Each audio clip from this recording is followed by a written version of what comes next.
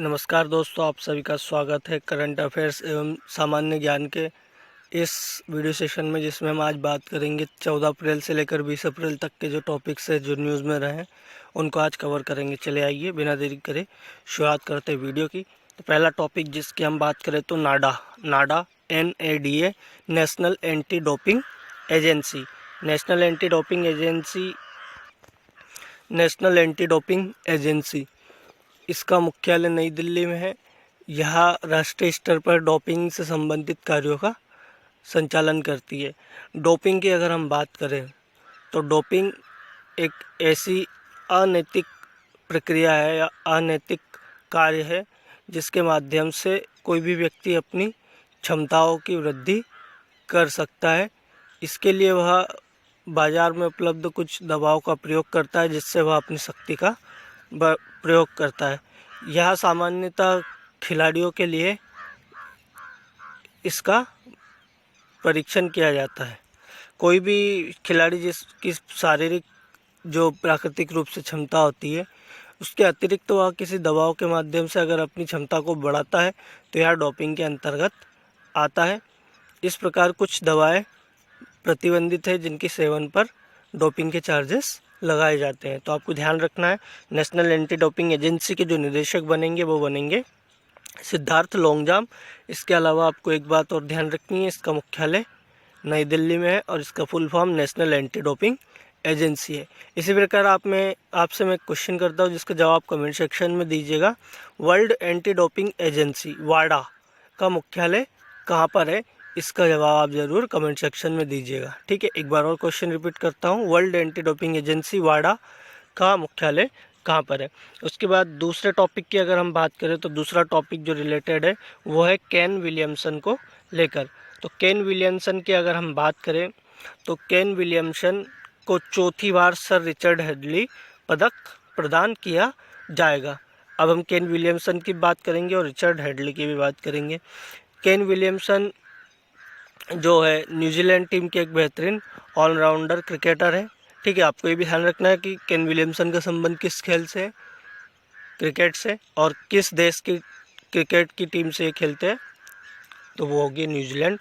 इसके बाद sir Richard Hadlee की बात करें तो सर रिचर्ड हेडली न्यूजीलैंड के एक क्रिकेटर थे जिनके सम्मान में यह पदक प्रतिवर्ष प्रदान किया जाता है। पिछले 6 वर्षों के अगर रिकॉर्ड की बात करें तो विलियमसन को यह चौथी बार प्रदान किया जाएगा। ठीक है, तो ये बातें आप ध्यान रखिए। उसके बाद अगले टॉपिक की बात करें तो मिशन गगनयान को लेकर है। तो मिशन गगनयान की हम थोड़ी सी बात कर लेते हैं, उसके बाद इसकी जो करंट टॉपिक्स है उस पर कवर करेंगे। मिशन गगनयान भारत का या इसरो का, जो भारत की अंतरिक्ष एजेंसी है इसरो, उसका पहला मानव मिशन है। यानी इस मिशन के अंतर्गत भारत अंतरिक्ष में मानव भेजने का कार्य करेगा। तो आपको ध्यान रखना है कि भारत का जो मानव मिशन है अंतरिक्ष के लिए उसका नाम क्या है, गगनयान। दूसरी बात, यह भारत कब लॉन्च करेगा ये भी आपको ध्यान रखना है, 2022 में। उसके बाद तीसरी इम्पोर्टेंट बात है कि भारत और फ्रांस के जो वैज्ञानिक है उनके बीच समझौता हुआ है, या भारत और फ्रांस की जो अंतरिक्ष एजेंसी उनके बीच समझौता हुआ है। फ्रांस जो भारत के अंतरिक्ष मानव और वैज्ञानिक होंगे उनको इसके लिए ट्रेन करेगा या उनको ट्रेनिंग प्रदान करेगा। तो ये बात आपको ध्यान रखनी है गगनयान मिशन से संबंधित। उसके बाद अगली अगर हम बात करें खबर की तो वो है T20, यानी जो 20 ओवर का क्रिकेट वर्ल्ड कप होता है जो प्रति 2 वर्ष के अंतराल में होता है, वह उसका आयोजन भारत में किया जाएगा 2021 में नवंबर के अंत तक। तो ये सारी बातें आपको ध्यान रखना है। ठीक है, तो आपको ध्यान रखना है कि भारत का गगनयान मिशन 2022 यह मानव मिशन है। ठीक है, इसके लिए भारत फ्रांस के बीच में समझौता हुआ है। T20 पुरुष विश्व कप जो इस वर्ष आयोजित होगा 2021 में भारत में आयोजित किया जाएगा और उसका जो फाइनल मैच होगा वो भारत के मोटेरा स्टेडियम, जो विश्व का सबसे बड़ा क्रिकेट स्टेडियम है, उसमें खेला जाएगा। ठीक है, इसके बाद बात करें हम ई नाम की, तो ई नाम जो पोर्टल है इसका पूरा नाम है इलेक्ट्रॉनिक नेशनल एग्रीकल्चर मार्केट। एक बार और रिपीट करता हूँ, इलेक्ट्रॉनिक नेशनल एग्रीकल्चर मार्केट। इसकी शुरुआत 2016 में की गई थी। एक देश एक मंडी का सिद्धांत के अंतर्गत इसकी शुरुआत की गई थी। इसके अंतर्गत भारत की जो छोटी बड़ी मंडियां हैं, कुल मिलाकर लगभग 4000 के आसपास, इन्हें इंटरनेट के माध्यम से एक दूसरे से जोड़ा जाएगा तथा इंटरनेट के माध्यम से इन पर खरीद बिक्री की संबंध में इस पर एक मंच के रूप में इसे उपलब्ध कराया गया था। ठीक है, तो ई नाम इलेक्ट्रॉनिक नेशनल एग्रीकल्चर मार्केट के 5 वर्ष पूरे हुए। इसमें आपको ध्यान रखना है कि ई नाम की शुरुआत, ई नाम पोर्टल की जो शुरुआत हुई थी वो कब की गई थी? 2016 में। ठीक है, ये बात आप ध्यान रखिएगा। उसके बाद अगली बात अगर हम देखें तो गाजियाबाद नगर निगम भारत का पहला नगर निगम है जिसने ग्रीन बॉन्ड जारी किया है। ठीक है, तो ये बात आप ध्यान रखिएगा, गाजियाबाद ग्रीन बॉन्ड जारी करने वाला पहला नगर निगम। उसके बाद अगली अगर हम बात करें तो यूसुफ अली अबू धाबी के शीर्ष नागरिक सम्मान से सम्मानित किए जाएंगे।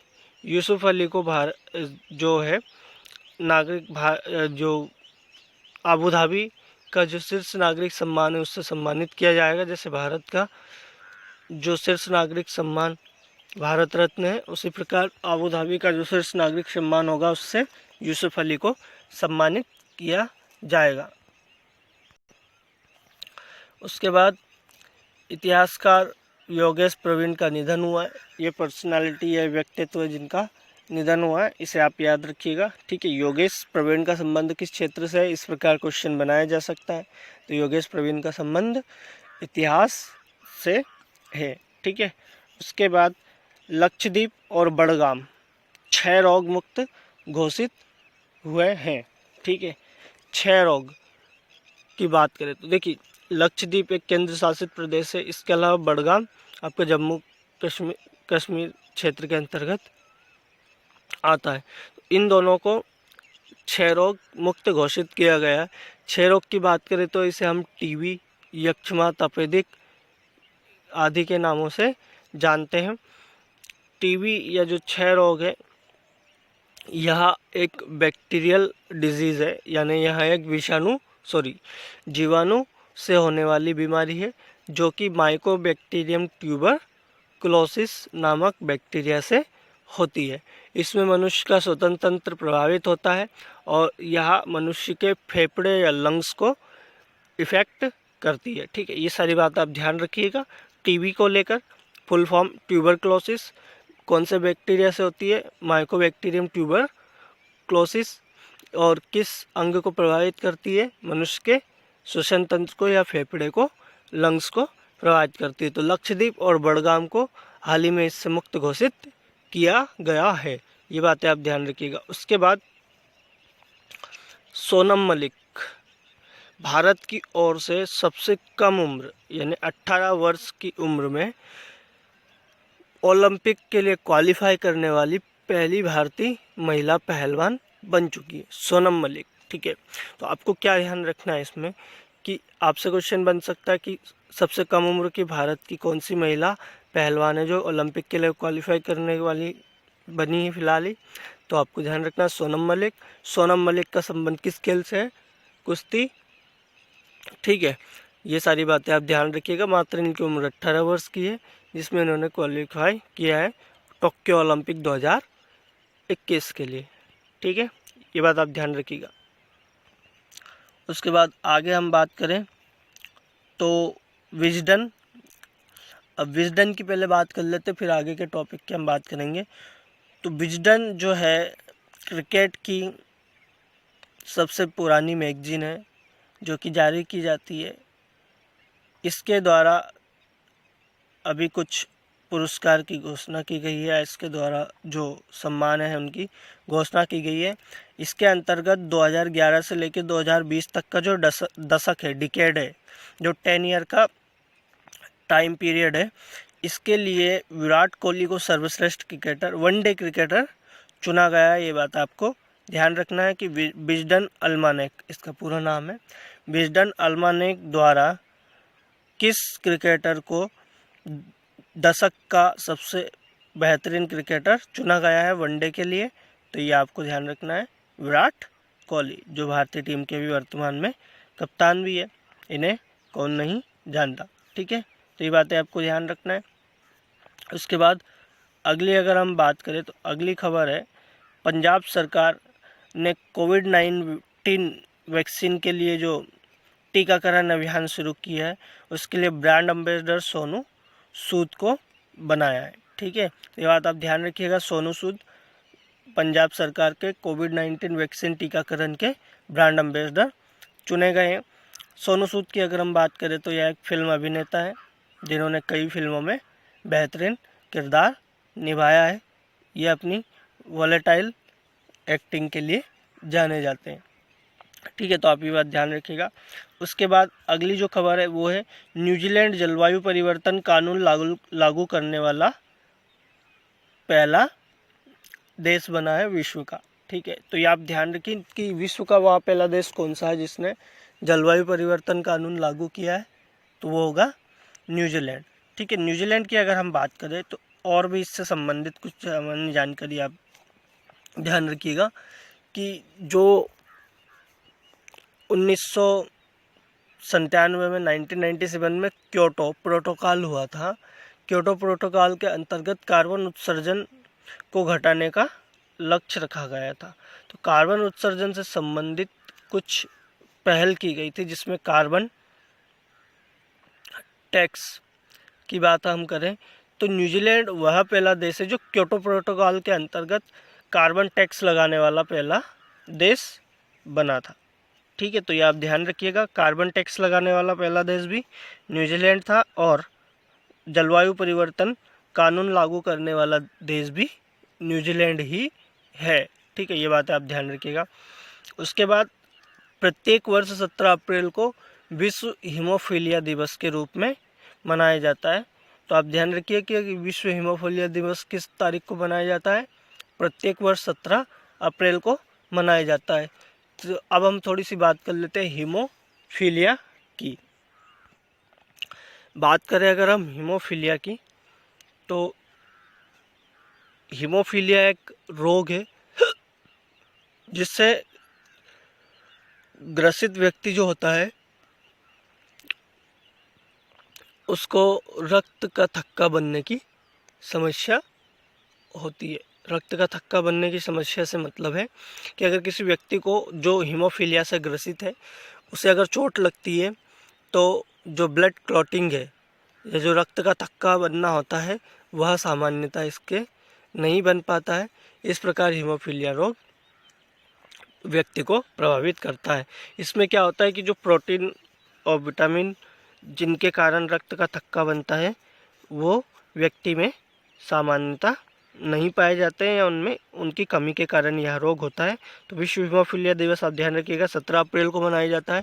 इस वर्ष इसका जो थीम था वो थी एडेप्टिंग टू चेंज, ठीक है। इसकी थीम क्या थी, एडाप्टिंग टू चेंज। विश्व हीमोफीलिया दिवस 17 अप्रैल को प्रतिवर्ष मनाया जाता है। उसके बाद मास्को फिल्म फेस्टिवल में जो भारत की मराठी फिल्म थी पगल्या, इसे बेस्ट फॉरेन फीचर फिल्म का अवार्ड मिला है, ठीक है। तो आप ध्यान रखिएगा पगल्या मूवी जो है वो किस भाषा की है, मराठी की। और जो मॉस्को फिल्म फेस्टिवल में सर्वश्रेष्ठ विदेशी या बेस्ट फॉरेन फीचर फिल्म की अगर हम बात करें तो वो कौन सी है, पगल्या, ठीक है। इससे पहले मैं आपसे क्वेश्चन करता हूँ कि जो ऑस्कर अवार्ड 2021 की घोषणा की गई है उसमें भारत की कौन सी शॉर्ट डॉक्यूमेंट्री फिल्म है जिसे बेस्ट फीचर फिल्म का अवार्ड मिला है ऑस्कर में, ठीक है। बताइएगा। 2019 के लिए जो मिला था वो पीरियड्स एंड ऑफ सेंटेंस के लिए मिला था। 2020 के लिए जो 2021 में घोषणा की गई है वो किस मूवी के लिए मिला है, आप ये कमेंट सेक्शन में बताइए। उसके बाद अगली जो बात अगर हम करें तो state of world population report 2021 जारी की गई है। यह रिपोर्ट जारी करने वाली संस्था आपको ध्यान रखना है कि state of world population report 2021 किसके द्वारा जारी की जाती है, तो इसका जारी करता है UNFPA, पूरा नाम है United nation population fund, United nation population fund. और ये जो रिपोर्ट जारी की गई है इसका जो टाइटल था my body is my own, my body is my own, ये इसका टाइटल था इस रिपोर्ट का। इसमें पहली बार जो शारीरिक स्वायत्तता है उसकी बात की गई है इस रिपोर्ट के अंतर्गत। तो चलिए आइए इससे समझते हैं कि कौन कौन से क्वेश्चन किस प्रकार बनाए जा सकते हैं। पहला क्वेश्चन बन सकता है कि state of world population report किसके द्वारा जारी की जाती है। अब वहाँ पर समस्या ये है कि आपको यूनाइटेड नेशन पॉपुलेशन फंड इस प्रकार इसका पूरा नाम नहीं दिया जाएगा, ऑप्शन में हो सकता है UNFPA के नाम से ऐसा दे दिया जाए। तो आप ध्यान रखिएगा कि ये UNFPA के द्वारा, यूनाइटेड नेशन पॉपुलेशन फंड के द्वारा जारी की जाती है। ये यूनाइटेड नेशन का एक कार्यकारी संस्था के रूप में कार्य करती है, ठीक है। इसका शीर्षक क्या था, my body is my own. उसके बाद अगली अगर हम बात करें तो डोजी कॉइन की बात करें तो डोजी कॉइन एक क्रिप्टो करेंसी है। जैसे आपने फेसबुक द्वारा जो क्रिप्टो करेंसी जारी की गई थी लिब्रा, उसका नाम सुना होगा। इसके अतिरिक्त बिटकॉइन जो वर्तमान में बहुत खबरों में रहता है, वो भी एक क्रिप्टो करेंसी है। क्रिप्टो करेंसी एक प्रकार की विशेष वर्चुअल करेंसी होती है जो इंटरनेट के माध्यम से संचालित होती है, ठीक है। इसका कोई भौतिक स्वरूप नहीं होता है। तो क्रिप्टो करेंसी में आप ध्यान रखिए डोजी कॉइन क्या है, क्रिप्टो करेंसी है। जैसे लिब्रा और आपकी बिटकॉइन है, वैसे ही डोजी कॉइन भी एक क्रिप्टो करेंसी है। उसके बाद अगली खबर की बात करें तो नमामि गंगे कार्यक्रम 2014 में शुरुआत किया गया था। नमामि गंगे कार्यक्रम हाल ही में खबरों में रहा है और 2016 में NMCG मिशन भी शुरुआत की गई थी, जिसका पूर्ण नाम है national mission for clean Ganga. National mission for clean Ganga की शुरुआत NMCG नमामि गंगे कार्यक्रम के अंतर्गत, जो कि 2014 में शुरू किया गया था, 2016 में NMCG की शुरुआत इसी के कार्यक्रम के अंतर्गत की गई थी। तो अब ध्यान रखिए नमामि गंगे कार्यक्रम कब शुरुआत की गई थी इसकी, 2014 में, और इसी के अंतर्गत NMCG की शुरुआत national mission for clean Ganga 2016 में शुरुआत की गई थी। हाल ही में यह खबरों में रहा है, ठीक है। उसके बाद अगली अगर हम बात करें तो ई पंचायत अवार्ड जो कैटेगरी अलग अलग कैटेगरी में प्रदान किए जाता है भारत सरकार द्वारा, ये उत्तर प्रदेश ने कैटेगरी 1 के अंतर्गत जीता है, ठीक है। कैटेगरी 1 के अंतर्गत उत्तर प्रदेश ने ई पंचायत पुरस्कार जीता है। तो आप ध्यान रखिए ई पंचायत पुरस्कार प्राप्त करने वाला राज्य कौन सा है, उत्तर प्रदेश। इसके बाद थोड़ा सा हम समझ लेते हैं कि जो ई पंचायत अवार्ड है वो किस लिए दिए जाते हैं।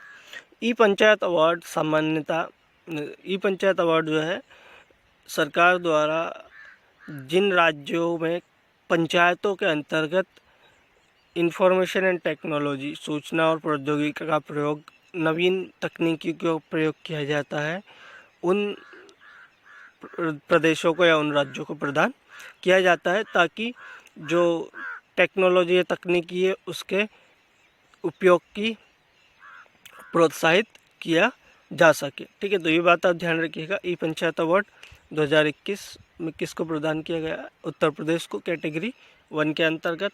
उसके बाद आहार क्रांति अभियान की शुरुआत की गई है भारत में कुपोषण और भुखमरी की समस्या से निपटने के लिए। उसके बाद अगला जो टॉपिक है वो है ई सेंटा पोर्टल को लेकर, ठीक है। ई सेंटा पोर्टल की अगर हम बात करें तो इसका पूर्ण नाम है electronic solution for augmenting NSCSA farmer trade in aqua culture, ठीक है। एक्वा कल्चर की अगर हम बात करें तो यहाँ जल या जो पानी होता है उसके अंतर्गत जो उत्पादन के कार्य किया जा सकता है, जैसे मछली है, झींगा है, इनका उत्पादन व्यापारिक स्तर पर किया जाता है, उसको सम्मिलित किया जाता है। तो ये जो पोर्टल है आप इसको ध्यान रखिएगा कि जो एक्वाकल्चर होता है उसके प्रोत्साहन के लिए, उसके विकास के लिए इसका निर्माण किया गया ई सेंटा पोर्टल। इसका पूर्ण नाम है electronic solution for augmenting NSCSA farmer trade in aqua culture. ठीक है, तो ये बात आप ध्यान रखिएगा। तो अभी तक जो हमने करंट अफेयर टॉपिक्स देखे एक बार और देख लेंगे, लेकिन आगे हम कवर करते हैं। उसके बाद अगला टॉपिक है बिहू को लेकर। ठीक है, बिहू हाल ही में असम राज्य में मनाया गया है। तो एग्ज़ाम में बार बार पूछा भी जाता है कि बिहू त्यौहार जो है वह किस राज्य में मनाया जाता है भारत के? असम में। बिहू की हम थोड़ी सी बात करें तो बिहू को साल में 3 बार मनाया जाता है। ये भी एग्ज़ाम में पूछा जा सकता है कि जो बिहू त्यौहार है वर्ष में कितनी बार मनाया जाता है? वर्ष में 3 बार मनाया जाता है। जैसे बैसाखी है, लोहड़ी है, इसके अलावा ओणम है, पोंगल है। तो हम बिहू की बात कर रहे थे। बिहू को वर्ष में 3 बार मनाया जाता है और यह एक फसल कटने पर जो नई फसल आती है उसके उपलक्ष्य में मनाया जाने वाला त्यौहार है, जिससे ओणम और पोंगल और बैसाखी इसी प्रकार के त्यौहार है। ठीक है, एग्ज़ाम में पूछा भी जा सकता है कि निम्नलिखित में से कौन सा त्यौहार है जो नई फसल के आने पर कटने पर नहीं मनाया जाता है। ठीक है, तो आप याद रखिएगा ओणम, पोंगल, इसके अलावा बिहू, बैसाखी, ये सब फसल ये त्यौहार है। तो बिहू साल में 3 बार, राज्य असम। ठीक है, ये सारी बात आप ध्यान रखिएगा। उसके बाद पोषण ज्ञान पोर्टल की शुरुआत नीति आयोग द्वारा की गई है। ठीक है, एग्ज़ाम में जो क्वेश्चन बन सकता है वो इस प्रकार बनेगा कि पोषण ज्ञान जो पोर्टल है उसकी शुरुआत किस मंत्रालय या किस संस्था के द्वारा की गई है? तो आपको ध्यान रखना है नीति आयोग। तो थोड़ा सा बात कर लेते हैं पोषण ज्ञान पोर्टल क्या है। पोषण ज्ञान पोर्टल भारत का एक ऐसा पोर्टल है जहाँ पर पोषण से संबंधित जानकारियाँ वहाँ पर प्रदान की जाएगी। पोषण से संबंधित जानकारियाँ उपलब्ध है। भारत में बढ़ते कुपोषण पर अंकुश लगाने की एक पहल के रूप में इसे शुरुआत की गई है। उसके बाद अगली अगर हम बात करें तो Umngot hydro electric project. Umngot hydro electric project कहाँ पर बनाया जाएगा? मेघालय में। मेघालय में उमंगोट नदी पर एक हाइड्रो इलेक्ट्रिक यानी जो जल विद्युत परियोजना है उसका निर्माण किया जाएगा। तो आपको पहली बात ध्यान रखनी, उमंगोट नदी किस राज्य में बहती है? मेघालय में। और यह प्रोजेक्ट किस राज्य में बनाया जा रहा है? मेघालय में। हाल ही में यह प्रोजेक्ट खबरों में रहा क्योंकि जो वहाँ के स्थानीय लोग हैं उनके द्वारा इस प्रोजेक्ट का विरोध किया जा रहा है। उनका मानना है कि इस प्रोजेक्ट के कारण जो पर्यटन है वह काफ़ी प्रभावित होगा और इस प्रोजेक्ट से पर्यटन जो क्षेत्र है वो जलमग्न होने के आसार उसके हैं। इन सब चीज़ों को लेकर इस प्रोजेक्ट का विरोध हो रहा है। उमंगोट नदी की भी हम थोड़ी सी बात कर लेते हैं। उमंगोट नदी को भारत की सबसे स्वच्छ नदी के रूप में जाना जाता है। आपने सोशल मीडिया पर जो वायरल पिक्चर्स देखी होंगी जिसमें एक ऐसी नदी, एक ऐसी स्वच्छ नदी जिसमें हम बिल्कुल कांच की तरह पानी को देखते हैं और उसके तल तक इसको आसानी से देख सकते हैं। यह वही नदी है उमंगोट नदी। उमंगोट नदी आप ध्यान रखिए मेघालय राज्य, और उमंगोट हाइड्रो इलेक्ट्रिक प्रोजेक्ट जो है वो भी मेघालय राज्य के अंतर्गत है। ठीक है, इससे यह प्रकार क्वेश्चन बन सकता है। उसके बाद आगे अगर हम बात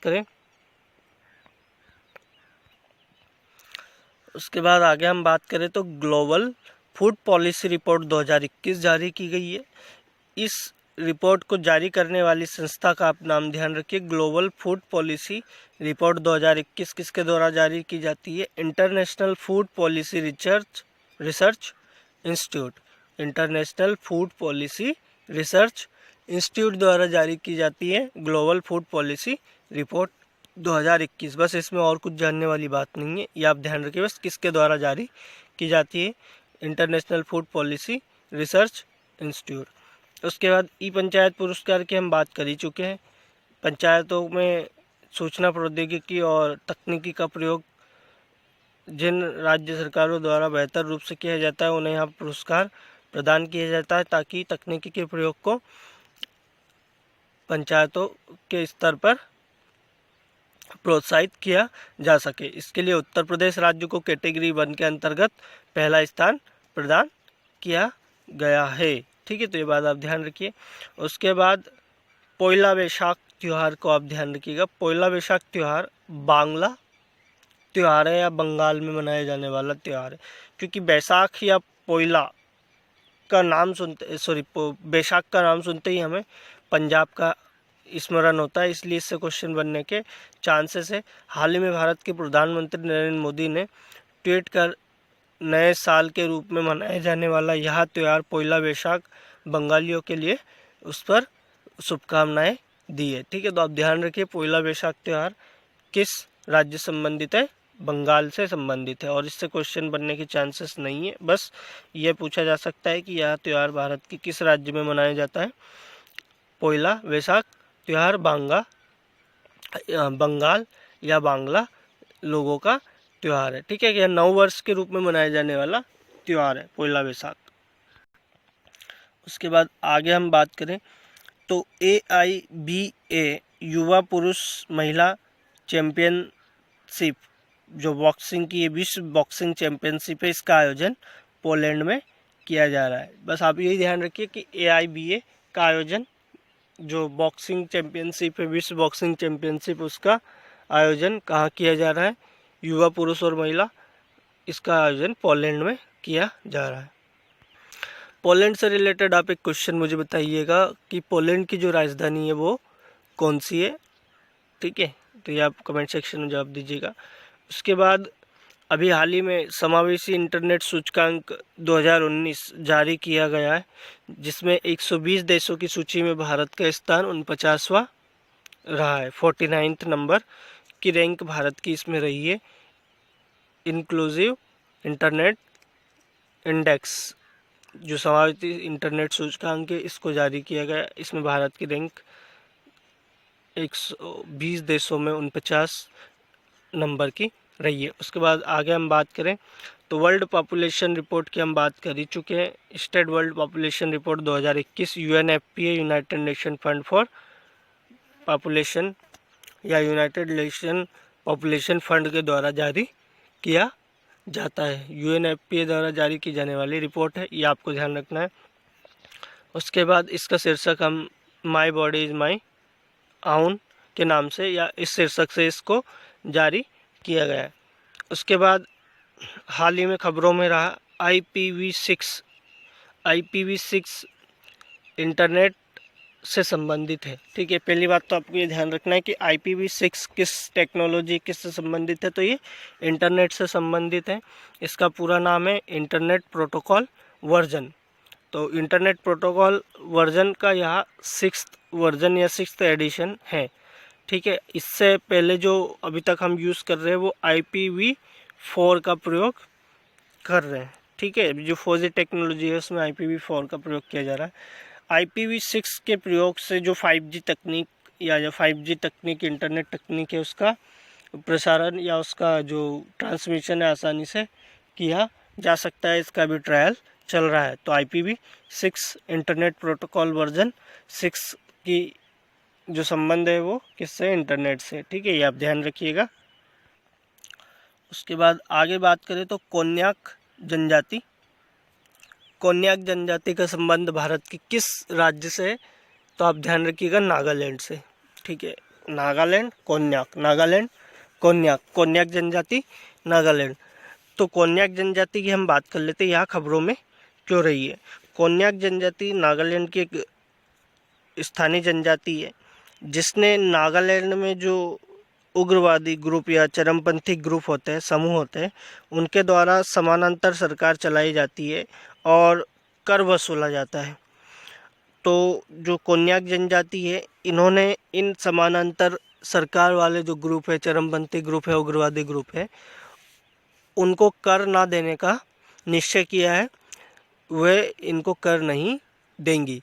उनका कहना है कि जब तक ये ग्रुप या ये समूह एक होकर नागा जनजाति या नागा जनजातियों के अधिकार की बात नहीं रखेंगे, तब तक हम उन्हें कर प्रदान या कर नहीं देंगे। ठीक है, तो आप ध्यान रखिए बस कि कोन्याक जनजाति किससे संबंधित है, किस राज्य से संबंधित है, तो वो है मेघालय।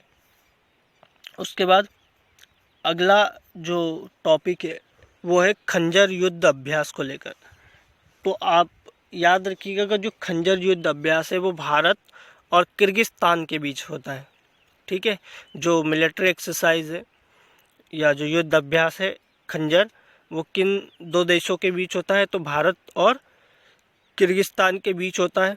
ठीक है, इसका आयोजन किर्गिस्तान की राजधानी बिश्केक में इस वर्ष किया गया है। तो खंजर अभियान खंजर युद्ध अभ्यास आप याद रखिएगा। खंजर युद्ध अभ्यास किसके बीच में होता है, भारत और किर्गिस्तान। इस वर्ष इसका आयोजन किर्गिस्तान में, किर्गिस्तान की राजधानी बिश्केक में किया गया है।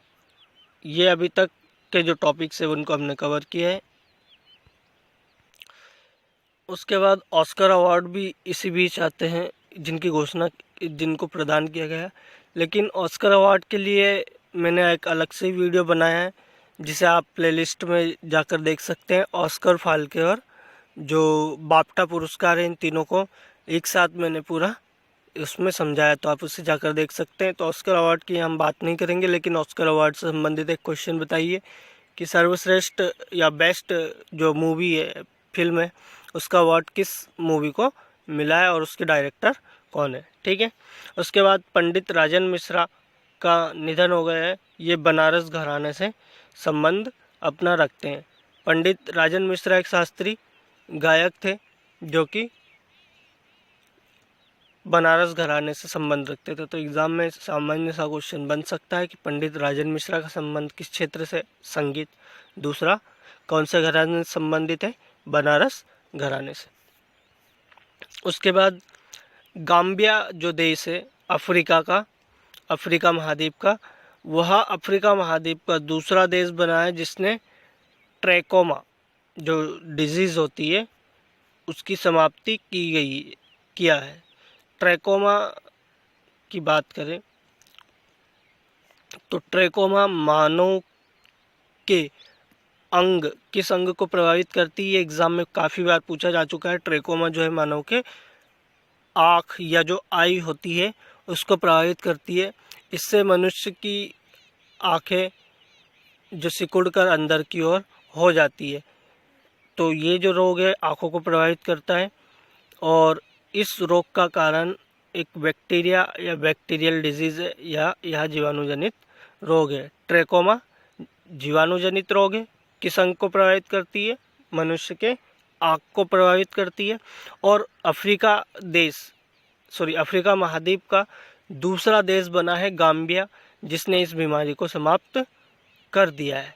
लेकिन बात करें कि पहला देश कौन सा था, तो वह पहला देश था घाना। अफ्रीका का पहला देश घाना था जिसने इस बीमारी जो ट्रैकोमा के नाम से हम जिसे जानते हैं उसको समाप्त किया था। तो आपको ध्यान रखना है कि ट्रैकोमा रोग का संबंध मानव के आँख से संबंधित है और यह एक बैक्टीरियल डिजीज़ है। ठीक है, ये बात आप ध्यान रखिएगा। उसके बाद कृष्णमूर्ति संतानम का निधन हुआ। ठीक है, तो आप ध्यान रखिए कृष्णमूर्ति संतानम का संबंध किस क्षेत्र से है, तो ये परमाणु वैज्ञानिक थे। ठीक है, भारत का जो दूसरा परमाणु परीक्षण हुआ था पोखरण में, उसमें भी ये सम्मिलित थे। भारत के दूसरे परमाणु जो 1998 में हुआ था परमाणु परीक्षण पोखरण में, इसमें ये सम्मिलित हैं। ठीक है, तो इनको ध्यान रखिएगा। कृष्णमूर्ति संतानम का संबंध किस क्षेत्र से, परमाणु विज्ञान से, या ये एक परमाणु वैज्ञानिक थे जिनका हाल ही में निधन हो गया है। उसके बाद आगे हम बात करें तो 18 अप्रैल को प्रतिवर्ष विश्व विरासत स्थल दिवस मनाया जाता है। तो आप ये भी ध्यान रखिएगा 18 अप्रैल को प्रतिवर्ष कौन सा दिवस मनाया जाता है, विश्व विरासत स्थल दिवस। विश्व विरासत स्थल दिवस जो प्रतिवर्ष मनाया जाता है यूनेस्को द्वारा मनाया जाता है। यूएन की एक संस्था है, यूनाइटेड नेशन की, जो अंतर्राष्ट्रीय स्तर पर मानव एवं महत्व ऐतिहासिक महत्व एवं अन्य महत्व की जो स्थल होते हैं उनको संरक्षित रखने का कार्य करती है। वर्तमान में भारत की 38 ऐसे स्थल हैं जो यूनेस्को की विश्व विरासत स्थल में अपना सूची में अपना नाम रखते हैं। तो आप ध्यान रखिएगा, भारत के कितने विरासत स्थल है अभी वर्तमान में? 38 है। इनके बढ़ने की और संभावना है, ठीक है। तो आप ये ध्यान रखिएगा। 18 अप्रैल को प्रतिवर्ष कौन सा दिवस मनाया जाता है? विश्व विरासत स्थल दिवस। उसके बाद 19 अप्रैल की हम बात करें तो उस 19 अप्रैल को प्रतिवर्ष विश्व यकृत दिवस या वर्ल्ड लीवर डे के रूप में मनाया जाता है। World liver day. लीवर या यकृत की बात करें तो यह शरीर का दूसरा सबसे बड़ा अंग है। पहला सबसे बड़ा अंग कौन सा हुआ? त्वचा। त्वचा के बाद या स्किन के बाद शरीर का सबसे बड़ा अंग अगर हम बात करें तो वह लीवर है। लीवर की अगर बात की जाए तो लीवर मनुष्य के शरीर में राइट हैंड साइड पर जो लंग्स होता है उसके नीचे स्थित होता है। लीवर के कार्यों की अगर बात करें तो यहाँ लीवर जो होता है यकृत सामान्यतः अमोनिया को यूरिया में कन्वर्ट करता है। इसके अलावा पित्त रस या जो बाइल जूस होता है उसका उत्पादन करता है जो कि एक क्षारीय प्रकृति का होता है। इसके अलावा यह ग्लूकोज को ग्लाइकोजन के रूप में संचित करता है, विटामिन ए को संचित करने का कार्य करता है। ये सब यकृत या लीवर के कार्य हैं, ठीक है। तो लीवर इंसान के लिए, मनुष्य के लिए बहुत महत्वपूर्ण अंग के रूप में कार्य करता है। तो आप ध्यान रखिएगा, लीवर डे या विश्व यकृत दिवस कब मनाया जाता है? 19 अप्रैल को। और 18 अप्रैल को कौन सा दिवस मनाया जाता है? विश्व विरासत स्थल दिवस, इसको मनाया जाता है। और आगे हम बात करते हैं। तो आगे बात की जाए तो हाल ही में एक रिपोर्ट जारी की गई है, national climate vulnerability assessment report. इस रिपोर्ट के मुताबिक भारत के 8 राज्य जो है जलवायु परिवर्तन के लिए अत्यधिक वल्नरेबल है, मतलब काफ़ी सुवेद्य है, यानी जो जलवायु परिवर्तन है उसको लेकर काफ़ी संवेदनशील हैं। इन 8 राज्यों की बात की जाए तो इनमें उड़ीसा, झारखंड आदि सम्मिलित हैं। तो अब ध्यान रखिए बस कि कितने राज्यों को इस रिपोर्ट के अंतर्गत जलवायु परिवर्तन के लिए अत्यधिक सुवेद्य बताया गया है? 8। उसके बाद आगे हम बात करें तो अगला जो टॉपिक है वो है वरुण युद्धाभ्यास को लेकर। वरुण युद्धाभ्यास की अगर हम बात करें तो वरुण युद्धाभ्यास भारत और फ्रांस की नौसेना के बीच होने वाला एक युद्धाभ्यास है, ठीक है। ये एक मिलिट्री एक्सरसाइज नहीं है, यह एक नौसेना या जो नेवी है उसके बीच होने वाली एक एक्सरसाइज है। कौन कौन से 2 देश इसमें सम्मिलित हैं? भारत और फ्रांस। तो एग्ज़ाम में पूछा जा सकता है कि भारत और फ्रांस के बीच कौन सी एग्ज़ाम में पूछा जा सकता है कि वरुण युद्धाभ्यास किन 2 देशों के बीच जो है आयोजित किया जाता है होता है? ये भारत और फ्रांस के बीच 1993 से इसका आयोजन किया जाता है। इसके अलावा यह एक नौसेना का युद्धाभ्यास है, ठीक है। ये एक नेवी का एक्सरसाइज है, मिलिट्री एक्सरसाइज नहीं है, ठीक है, नेवी का है। और इसमें एक खास बात जो एग्ज़ाम में पूछी जा सकती है कि इस युद्धाभ्यास में पहले सिर्फ भारत और फ्रांस ही सम्मिलित थे, लेकिन इस युद्धाभ्यास में वर्तमान में यानी इस वर्ष संयुक्त अरब अमीरात UAE को भी सम्मिलित किया गया है। और पहली बार UAE इस युद्धाभ्यास में शामिल हो रहा है और इसका आयोजन फारस की खाड़ी में किया जा रहा है, ठीक है। तो ये आप ध्यान रखिएगा कि जो वरुण युद्धाभ्यास है किन किन देशों के बीच होता है? भारत, फ्रांस और संयुक्त अरब अमीरात UAE के बीच होता है, ठीक है। ये बात आप ध्यान रखिएगा। वरुण युद्धाभ्यास भारत फ्रांस के बीच पहले होता था, लेकिन वर्तमान में इसमें UAE संयुक्त अरब अमीरात भी सम्मिलित हो चुका है और इसका आयोजन फारस की खाड़ी में किया जा रहा है। यह एक नौसेना का एक्सरसाइज है या युद्धाभ्यास है, ठीक है। वरुण, भारत, फ्रांस और संयुक्त अरब अमीरात। मोस्ट इम्पोर्टेंट क्वेश्चन बन सकता है एग्ज़ाम में। उसके बाद बात करें हम सुमित्रा भावे, तो सुमित्रा भावे का निधन हुआ है हाल ही में। सुमित्रा भावे मराठी सिनेमा की एक महत्वपूर्ण व्यक्तित्व है, जिन्होंने मराठी सिनेमा में जो स्थानीय सिनेमा के अंतर्गत आता है उसमें काफ़ी अच्छा कार्य किया है। इन्होंने कई महत्वपूर्ण जो मूवी उनका निर्माण किया।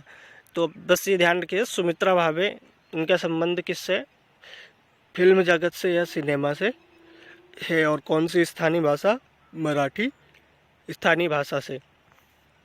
उसके बाद ये जो अगली खबर है वो है देश की पहली ऑक्सीजन एक्सप्रेस ट्रेन चलाई गई है। ठीक है, देश की पहली ऑक्सीजन ट्रेन मुंबई से विशाखापत्तनम के बीच चलेगी। एग्ज़ाम में सामान्यतः क्वेश्चन बन सकता है कि देश की पहली ऑक्सीजन एक्सप्रेस ट्रेन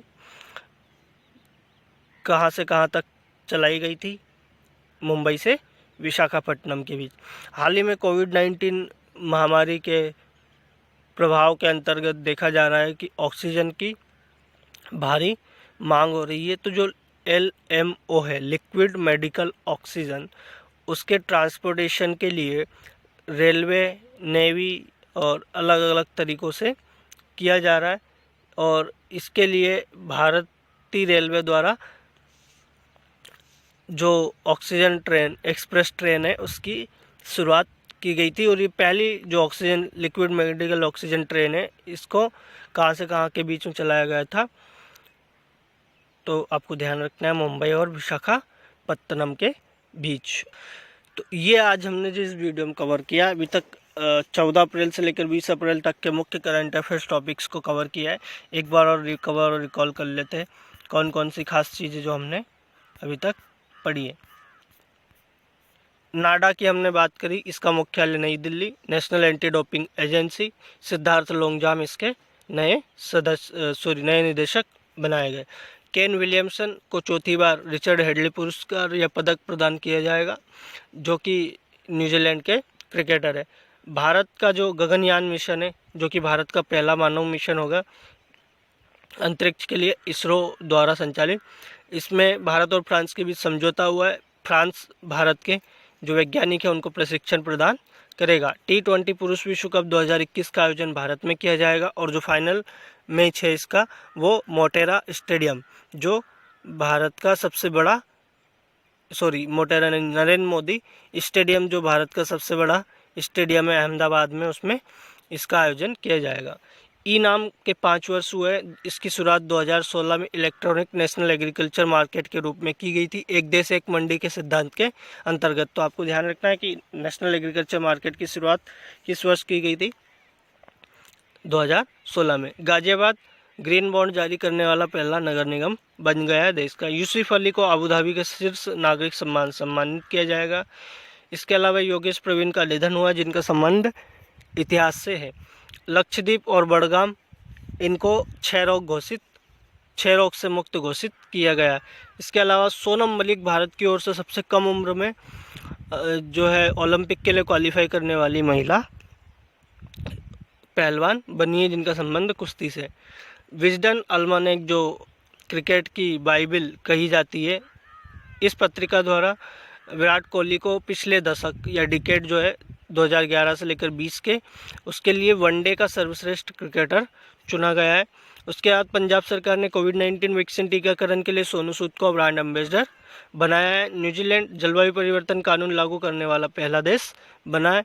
और 17 अप्रैल को विश्व हीमोफीलिया दिवस मनाया जाता है, जिसकी थीम एडाप्टिंग टू चेंज है। और हीमोफीलिया से ग्रसित व्यक्ति को खून का थक्का जमने की, जो थक्का जमने में अत्यधिक समय लगता है या खून का थक्का नहीं जमता है चोट लगने पर। उसके बाद मॉस्को फिल्म फेस्टिवल में भारत की पगलिया मूवी, जो कि मराठी भाषा की बेस्ट फीचर फॉरेन फिल्म चुनी गई है। State of world population report किसके द्वारा जारी की जाती है, UNFPA, United nation population fund. इसके बाद बात करें इसके शीर्षक की, तो माई बॉडी इज माई आउन के नाम से की गई थी। डोजी कॉइन एक क्रिप्टो करेंसी, बस आपको ये ध्यान रखना है, जैसे बिटकॉइन, लिब्रा ये है, उसी प्रकार एक डोजी कॉइन भी क्रिप्टो करेंसी है। नमामि गंगे कार्यक्रम की अगर हम बात करें तो इसकी शुरुआत 2014 में की गई थी, और इसे के अंतर्गत 2016 में NMCG national mission for clean Ganga की शुरुआत 2016 में की गई थी। ई पंचायत पुरस्कार 2021 उत्तर प्रदेश को कैटेगरी 1 के अंतर्गत पहला स्थान प्राप्त हुआ है। आहार क्रांति अभियान की शुरुआत की गई है। ई सेंटा पोर्टल की बात हम कर ही चुके हैं। यहाँ एक्वाकल्चर या जो जल के अंतर्गत जो उत्पादन का कार्य होता है, मछली, झींगे, इनके लिए इसका पोर्टल की शुरुआत की गई है। उसके बाद बिहू की बात करें तो वर्ष में 3 बार मनाए जाने वाला त्यौहार है जो फसल के कटने पर मनाया जाता है और यह असम राज्य है उसमें मनाए जाने वाला त्यौहार है। पोषण ज्ञान पोर्टल की बात करें या पोषण ज्ञान पोर्टल की बात करें तो यह नीति आयोग द्वारा इसका विकास किया गया है। ठीक है, तो ये आपको ध्यान रखना है। उसके बाद Umngot hydro electric project Meghalaya में जो है अभी चर्चित रहा है। मेघालय की उमंगोट नदी पर इसका निर्माण किया जा रहा है। उसके बाद ग्लोबल फूड पॉलिसी रिपोर्ट 2021 किसके द्वारा जारी की गई है? International Food Policy Research Institute. E panchayat पुरस्कार की बात की जा चुकी है। पोइला वैशाख त्यौहार बांग्ला लोगों का एक त्यौहार है जो नववर्ष के रूप में मनाया जाने वाला त्यौहार है। ठीक है, तो आपको ध्यान रखिएगा पोइला वैशाख त्यौहार इन संबंधित है। उसके बाद AIBA युवा पुरुष महिला विश्व बॉक्सिंग चैंपियनशिप का आयोजन पोलैंड में किया जा रहा है।